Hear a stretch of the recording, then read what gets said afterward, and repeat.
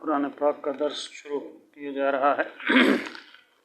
اعوذ باللہ من الشیطان الرجیم، بسم اللہ الرحمن الرحیم۔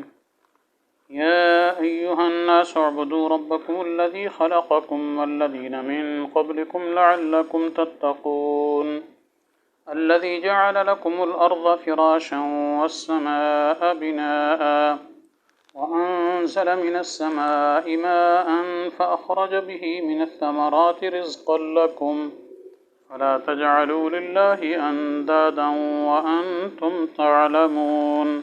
صدق اللہ العظیم۔ آیات کا ترجمہ یہ ہے، اے لوگو بندگی کرو اپنے رب کی، وہ رب جس نے تمہیں پیدا کیا اور ان لوگوں کو جو تم سے پہلے تھے، شاید کہ تم پرہیزگار بن جاؤ۔ الذی جعل لکم الارض فراشا، وہ اللہ جس نے تمہارے لیے زمین کو فرش بنا دیا، بچھونا بنا دیا، اور آسمان کو چھت بنا دیا، اور اتارا آسمان سے پانی، پھر نکالے اس کے ذریعے پھلوں سے غذا تمہارے لیے۔ اب نہ بناؤ اللہ کے لیے مقابل، حالانکہ تم جانتے ہو۔ تو دو آیات کی تلاوت اور ترجمہ ذکر کیا گیا۔ تو اس سے پہلے دو رکوع گزر چکے، وہ تمہید تھی جس میں اصل سرچشمہ ہدایت قرآن پاک کے بارے میں ذکر تھا، جی ذالک الکتاب لا ریب فیہ، تو گویا عظمت قرآن کا بیان تھا، اور اس کے بعد قرآن کے ماننے والے اور نہ ماننے والوں کا تذکرہ تھا۔ یہ ماننے والے متقین، پھر ان کی صفات بیان ہوئیں، پھر نہ ماننے والے کفار جس کے دو گروہ تھے، ایک منافقین اور دوسرے کفار مجاہرین، جی تو ان کا تذکرہ ہوا، ان کے صفات بیان ہوئے۔ تو بہرحال ان تین جماعتوں کا تذکرہ، ان کے صفات اور ان کے اوپر جو ثمرات ہیں ان کی صفات کے، اس کا تذکرہ ہوا، یعنی جزا اور سزا کا۔ تو اب اس کے بعد یا ایھا الناس سے سب کو خطاب ہے، تینوں جماعتوں کو، کیونکہ یہاں ایھا الناس کہا گیا۔ ناس کا لفظ جو ہے وہ تمام لوگوں کو شامل ہوتا ہے، یہ مطلق انسان، چاہے وہ کافر ہو، مومن ہو، مخلص ہو، جیسا بھی ہو، یہ الناس میں سب داخل ہیں۔ اس کی وجہ یہ ہے کہ آپ صلی اللہ علیہ وسلم کی رسالت عامہ ہے، یہ سب کو شامل ہے، جتنے بھی لوگ ہیں، اس لیے یہاں یا ایھا الناس سے خطاب کیا گیا۔ جیسے دوسری جگہ ارشاد فرمایا جا رہا ہے، یا ایھا الناس انی رسول اللہ الیکم جمیعا، اے لوگوں میں تم سب کی طرف اللہ کا رسول ہوں۔ تو یہاں بھی خطاب عام ہے، جی سب اس میں مخاطب ہیں، چاہے وہ کافر ہیں چاہے مومن ہیں۔ آگے یہاں اعبدوا ربکم، اپنے رب کی بندگی کرو، تو یہاں دعوی توحید ہے، یعنی اپنے رب کی بندگی۔ لیکن یہاں مراد یہ نہیں ہے کہ صرف رب کی بندگی کرنی اور بس، بلکہ مقصد یہ ہے کہ اپنے رب ہی کی بندگی کرو۔ اس کو کہتے ہیں عربی میں حصر ہے، مطلب یہ کہ بندگی میں اللہ کا اور کوئی شریک نہ بناؤ، صرف اپنے رب کی بندگی کرو۔ اس کی ایک وجہ تو یہ ہے کہ حضرت عبداللہ ابن عباس رضی اللہ تعالی عنہ سے منقول ہے، انہوں نے فرمایا، جی افرد الطاعۃ والعبادۃ لربکم دون سائر خلقہ، یعنی اللہ کی خالص بندگی اور اطاعت کرو، جی اس کی مخلوق کو علاوہ۔ تو اب یہاں حصر والا معنی یعنی صرف اللہ کی بندگی کرو، اللہ کی مخلوق کی بندگی نہ کرو، اس کی بندگی صرف اللہ کی ہے۔ تو یہاں مرمت اللہ ہی کی عبادت کرو، یہ معنی بنے گا۔ دوسرا آگے ثمرہ آ رہا ہے، فلا تجعلوا للہ اندادا، انہی دو آیت کے آخری جملہ جو ہے فلا تجعلوا للہ اندادا وانتم تعلمون، اس میں بھی یہی فرمایا جا رہا ہے کہ اللہ تعالیٰ کے شریک نہ بناؤ عبادت میں۔ تو اس سے معلوم ہوتا ہے، تو یہاں معنی صرف یہ نہیں کہ اللہ کی عبادت کرو، کیونکہ اللہ کی عبادت تو کافر کرتے تھے، لیکن اللہ کے علاوہ پھر کیا ہے، اپنے معبودان باطلہ، بتوں وغیرہ کی، جی قبروں کی، ان چیزوں کی کیا ہے سجدے کرتے تھے، باتیں کرتے تھے۔ تو اس وجہ سے کیا ہے، اللہ تعالیٰ نے جو فرمایا اعبدوا ربکم، تو معنی یہ اللہ ہی کی بندگی کرو، اللہ کے علاوہ کسی اور پتھر کو، کسی حجر کو، کسی شجر کو، کسی قبر کو، اس کی پوجا نہ کرو، پوجا کرو تو صرف کس کی، اللہ کی کرو، یہ معنی ہے۔ آگے اعبدوا ربکم، تو رب کا معنی پیچھے گزر چکا ہے الحمدللہ رب العالمین، کہ یعنی وہ ہستی جو تمہاری تربیت کرنے والی ہے۔ تربیت کس کو کہتے ہیں، یہ معنی بھی گزر چکا ہے کہ کسی چیز کے مسالے کا خیال کر کے اس کو کمال تک پہنچانا۔ تو ظاہر بات ہے اللہ تعالیٰ نے انسان کے تمام مسائل کا لحاظ فرماتے ہوئے انسان کو کمال تک پہنچایا ہے۔ اس لیے فرمایا اعبدوا ربکم، پھر آگے کیا ہے یہ دلیل جا رہی ہے، یعنی عبادت کرو کیوں کہ تمہارا رب ہے۔ گویا یہ دلیل بھی ہے، دعویٰ بھی ہے، اس کو کہتے ہیں دعویٰ مع الدلیل۔ عبادت اللہ ہی کی کرو، کیوں؟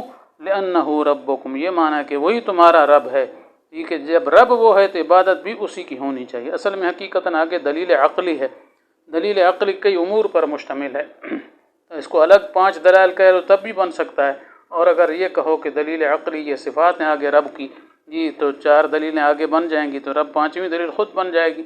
الذی خلقکم، یعنی وہ رب جس نے تمہیں پیدا کیا، یہ پہلے طریقے سے پہلی شق ہے کہ وہ خالق ہے، اور والذین من قبلکم، اسی طریقے سے وہ ہستی جو وہ لوگ جو تم سے پہلے تھے ان کو بھی پیدا کیا، تو یعنی تمہارا خالق بھی وہی ہے اور تم سے پہلے لوگوں کا خالق بھی وہی ہے۔ تو الذین من قبلکم میں سارے آگئے پچھلے آباء و اجداد جتنے بھی ہیں جی، اس طریقے سے آگے فرمایا لعلکم تتقون، جی تو یہاں گویا 3 دلیلیں کہہ لو، یہ ذکر فرما دیا رب بھی وہی ہے، تمہارا خالق بھی وہی ہے، تمہارے آباء و اجداد کا خالق بھی وہی ہے، تو جب خالق وہی ہے تو عبادت اسی کی ہونی چاہیے۔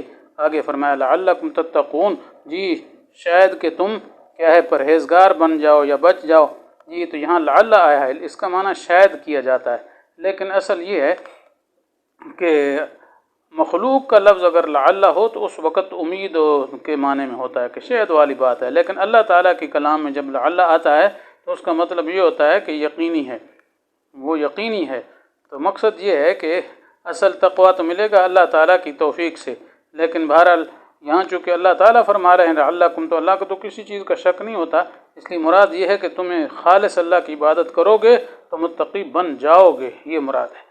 آگے پھر فرمایا الذی جعل لکم الارض فراشا، وہی دلیل آگے لمبی ہو رہی ہے، اب یا تیسری چوتھی بنا لو، وہ اللہ جس نے تمہارے لیے زمین کو فرش بنایا، فرش بچھونا، فروش کہتے ہیں جس پر انسان سوتا ہے، تو گویا زمین کو ایسا بنا دیا کہ انسان کے لیے یہ بچھونا ہے، زمین پر سو جاؤ کوئی بات نہیں۔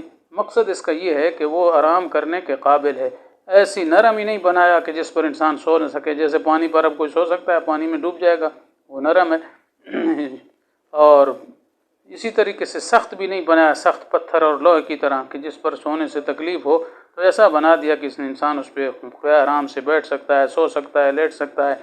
والسماء بناء، اور آسمان کو چھت بنا دیا، تو یہ ایک قبہ نما ہے خوبصورت، جی جس کے اندر انسان کے لیے بہت ساری چیزیں رکھی گئی ہیں، ستارے ہیں، سورج ہے، چاند ہے، ہوا فضا ہے، یہ ساری اوپر ہے۔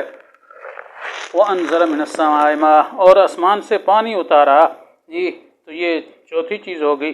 فَأَخْرَجَ بِهِ مِنَ الثَّمَرَاتِ رِزْقًا لَكُمْ، پھر پانی کے ذریعے پھلوں کے ساتھ تمہارے لیے روزی پیدا فرمائی، نکالی زمین سے۔ تو مقصد یہ ہے کہ یہ سارے امور جی رب سے لے کر تربیت کرنا، جی پیدا کرنا، تمہیں بھی پچھلوں کو بھی، اسی طریقے سے زمین کو کیا ہے فرش بنا دینا، بچھونا بنا دینا، آسمان کو چھت بنا دینا، پھر آسمان سے کیا ہے پانی اتارنا، پھر اس پانی کے ذریعے تمہاری روزی کے لیے پھلوں کو نکالنا، تو یہ ساری چیزیں کیا ہے صرف اللہ تعالیٰ ہی کر سکتے ہیں اور کسی کے قبضے قدرت میں نہیں۔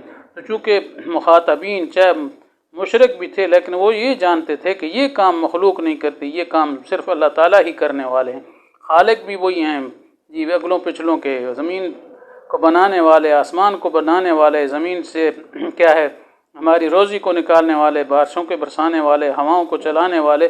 تو یہ سارے کام مشرکین بھی یہی سمجھتے تھے کہ مخلوق میں سے اور کوئی نہیں کرنے والا، جی نہ کوئی جن، نہ کوئی انسان، جی نہ کوئی نبی، نہ کوئی ولی، نہ کوئی ٹھاکر ہمارے جو بت بنا رکھے ہیں، کوئی بھی یہ کام کرنے والا نہیں ہے۔ تو جب یہ سارے کام اللہ تعالیٰ کے ہیں تو عقل کا تقاضا یہ ہے کہ عبادت بھی صرف اسی کی ہونی چاہیے، کسی اور کی نہیں ہونی چاہیے۔ تو اس طریقے سے یہ دعویٰ بھی ہے اور ساتھ ساتھ دلیل بھی ہے۔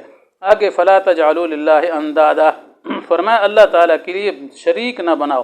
انداد ند کی جمع ہے، ند مقابل کو کہتے ہیں، مساوی مقابل کو۔ جی مراد یہ ہے کہ اللہ تعالیٰ کی اس عبود و عبادت میں، شور و پکار میں، جی وہ اللہ کا اور کوئی شریک نہ بناؤ۔ وَأَنْتُمْ تَعْلَمُونَ، اس حال میں کہ تم جانتے ہو۔ کس بات کو جانتے ہو؟ یعنی یہ تمہیں پتہ ہے کہ یہ سارے کام جو اوپر ذکر ہوئے جی یہ صرف اللہ تعالیٰ کے ہیں، تو جب یہ کام سارے اللہ تعالیٰ کے ہیں تو عبادت بھی صرف اللہ تعالیٰ کی ہونی چاہیے۔ تو بہرحال یہ دعویٰ بھی ہے اور ساتھ ساتھ دلیل بھی ہے۔ اللہ تعالیٰ عمل کی توفیق عطا فرمائے۔ وآخر دعوانا ان الحمد للہ رب العالمین۔